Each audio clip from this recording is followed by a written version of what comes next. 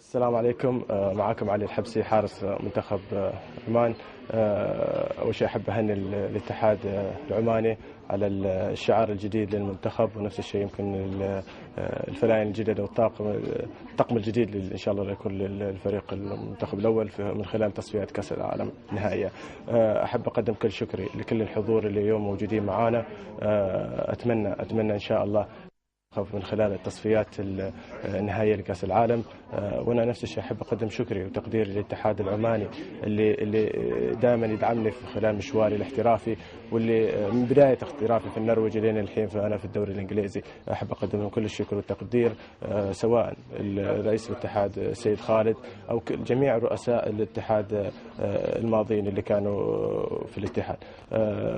أحب نفس الشيء أقدم كلمة لكل الجمهور العماني. أتمنى يكون خلف المنتخب في هذه التصفيات. أعتقد أنها راح تكون تصفيات مهمة ونقلة كبيرة إن شاء الله تكون للكرة العمانية. أكيد الكل لازم يتكاتف مع بعض، ومثل ما كنا نبض واحد في خليجي 19 أتمنى يكون النبض واحد من خلال التصفيات النهائية.